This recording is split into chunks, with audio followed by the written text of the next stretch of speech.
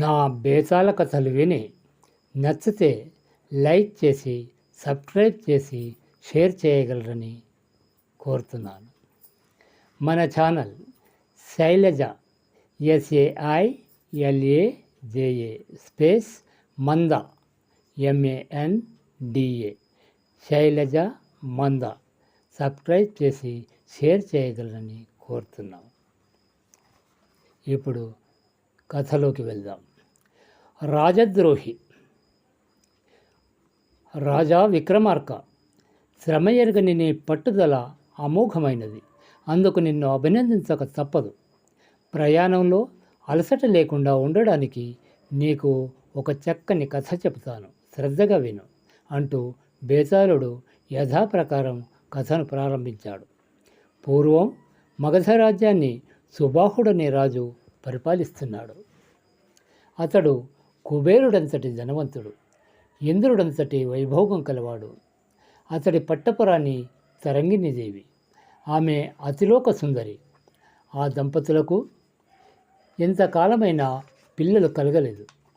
సుబాహుడి తమ్ముడైన జయసింహుడికి 2 పుత్రులు. వారిద్దరూ గురుకులంలో విద్యాభ్యాసం చేస్తున్నారు. ఇదిలా ఉండగా ఒకనాడు సుబాహుడు ఏకాంతంగా తోటలో విహరిస్తూ పూలను కోస్తున్న ఒక సుందరాంగిని చూశాడు. ఆమె గుర్రపుశాలను పర్యవేక్షించేవాని కుమార్తె. ఆమె పేరు కళ్యాణి. నవ యవ్వనంతో కలకలలాడిపోతున్న ఆమెను చూడగానే సుబాహుడి మనసు వశం తప్పింది. ఆమెను పలకరించి వివరాలు తెలుసుకొని ఆమె తల్లి తండ్రిని కలుసుకొని కళ్యాణిని తను గాంధర్వ వివాహం చేసుకుంటానన్నాడు. రాజా, మీ దాసులం, మేము కాదనలేము. కానీ రేపు కళ్యాణికి బిడ్డలు పుడితే వారి గతి ఏం కావాలి అని అడిగారు వారు. సుబాహుడు వారికి సమాధానమిస్తూ, విచారించకండి. రాణి వలన నాకు సంతాన యోగం లేదని జ్యోతిష్యులు చెప్పారు. నేను సంతానహీనుడుగా ఉంటే నా తర్వాత రాజ్యానికి నా తమ్ముని పుత్రులు రాజులవుతారు. కనుక కళ్యాణికి ఒక మగ శిశువు కలిగితే ఆ విషయం వెంటనే బయట పెడితే నా తమ్ముడు, అతని కొడుకులు ఆ శిశువుకి ఏదన్నా ఆపదను తలపెట్టవచ్చు. కళ్యాణిని నేను వివాహమాడిన విషయం రహస్యంగా ఉంచి శిశువు కలిగితే అతడి విద్యాభ్యాసం పూర్తయ్యేంత వరకు వేచి ఉండి తర్వాత అతడిని యువరాజుగా ప్రకటిస్తాను అంటూ చెప్పాడు. అందుకు వారు ఒప్పుకోవడంతో సుబాహుడు కళ్యాణిని గాంధర్వ వివాహం చేసుకొని ఆమెతో రహస్యంగా సంసారం సాగించాడు. తరంగిణి దాసీలలో అమాలి అనే ఒక దాసి ఉంది.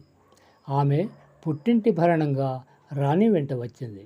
అందువల్ల తరంగిణి దగ్గర ఆమెకు స్వేచ్ఛా స్వాతంత్ర్యాలు ఎక్కువ. ఒకనాడు రాణి ఆ దాసితో ముచ్చటిస్తున్నప్పుడు వారి సంభాషణ సంతానం మీదకు వెళ్ళింది. రాణి, చెప్పకూడని విషయమే అయినా చెబుతున్నాను. మహారాజుకు సంతానం యోగం లేదుట. ఆయన తర్వాత మీ రాజ్యం మీ మరిది గారి కొడుకుల పాలు కాక తప్పదు. అప్పుడు వారి దయాదాక్షిణ్యాలపై మీ వైభోగం ఆధారపడి ఉంటుంది అంది. రాణి మనస్సు కలుక్కుమంది. వారిని మీరెంత కొడుకులుగా చూసినా వాళ్లకు కన్న తీపి ఉంటుందా?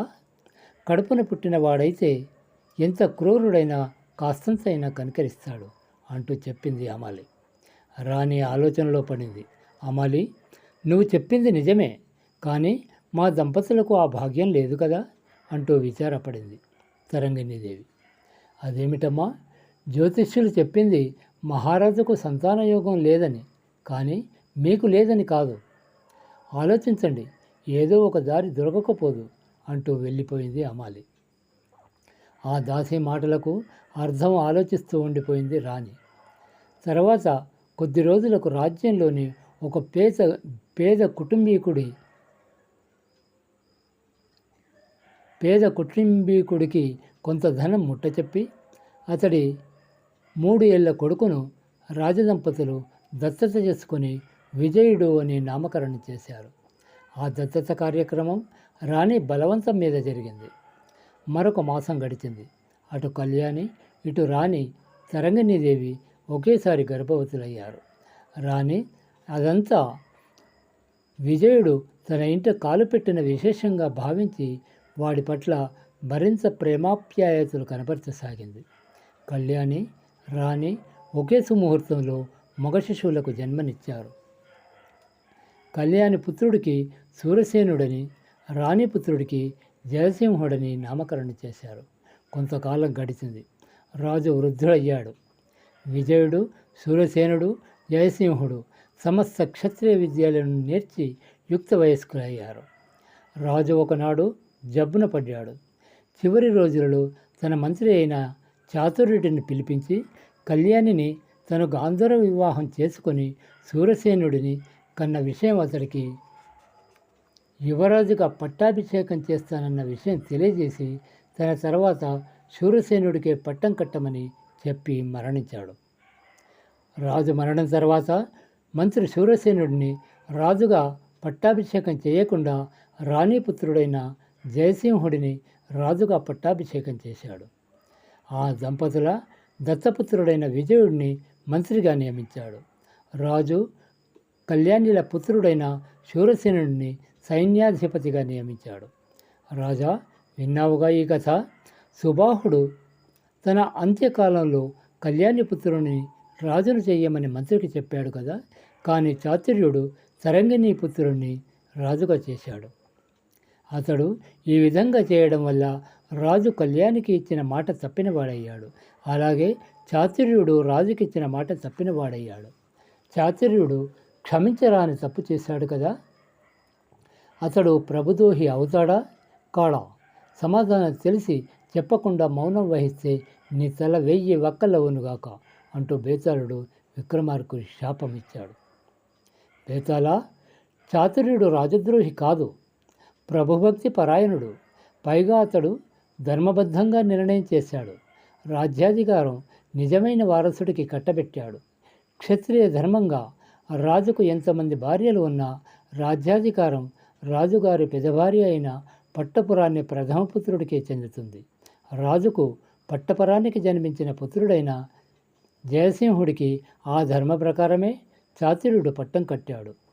జయసింహుడితో పాటు సఖ్యతగా పెరిగిన దత్తపుత్రుడైన విజయుడిని మంత్రిగా చేసి వారి అనుబంధాన్ని మరింత పదిలించేశాడు.